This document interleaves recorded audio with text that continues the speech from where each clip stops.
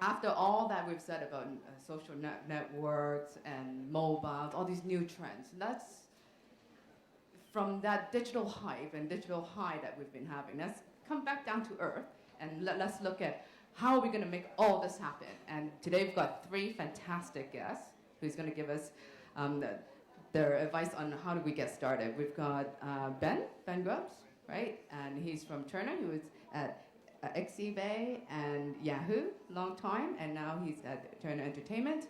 We've also have Geoffrey, who you've heard already from the Hyperfactory, and doing great work with the mobile. We've partnered up with him and delivered many, many award-winning campaigns.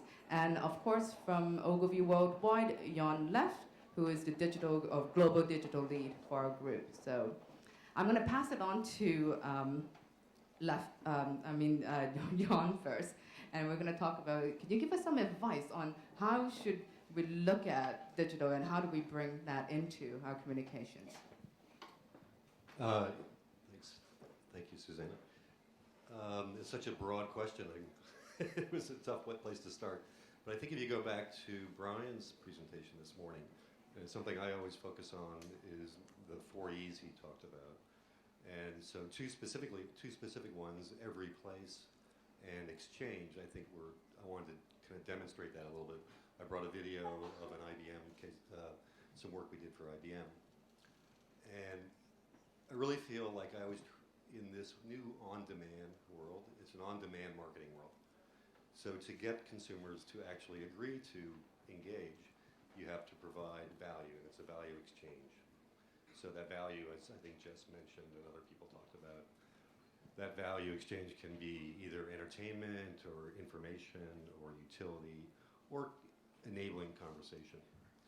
So that dynamic is going on. And then for IBM's business has shifted a lot, and they're no longer just in the computer business, really in the server business, but providing big business solutions, consulting, much bigger problem solving. And they're really actually changing, they're not just solving technology problems, but they're really improving life. And we had our story that we tell for IBM has become much more complex. So not only is the 30-second commercial no longer as viable a media solution and marketing solution, but it's also not even really useful for telling that story, which is a longer story.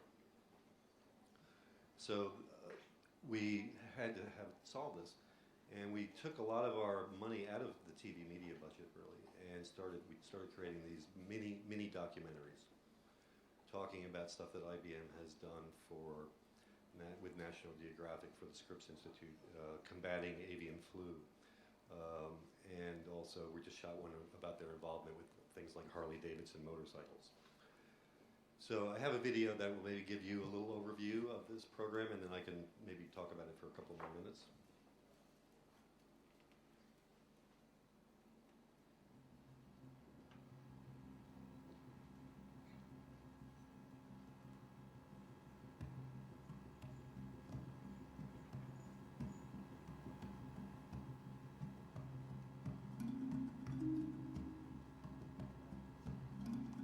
IBM is working to solve some of the world's biggest problems, helping people all over the globe do things they've never done before and rethinking the way the world works. These are their stories. We are only one step away from a pandemic situation around the world with avian flu.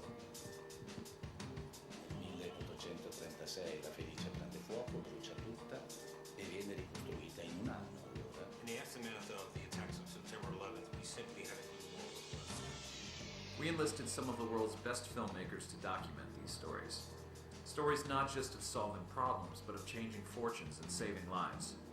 We have the computing power, we have the technology, we have the scientific expertise. If we bring them all together under one umbrella, we can fight the bird flu virus. Together, they redefine IBM as an expert in everything from healthcare to the arts to the history of the human race. And those people would come in contact in their home environments with hundreds more. Gentleman produced a silver handgun, took the owner at gunpoint around the counter. Then we imagined a better way to present these stories to the world. We developed Blue Screen, a unique way to put the films where people want to see them. Embedded in partner websites and rich media banners, Blue Screen lets viewers explore additional footage, interactive demos, and related content.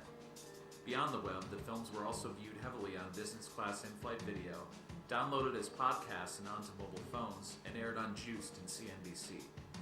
IBM has a new story to tell, and with the documentary project, we've got an entirely new way to tell it.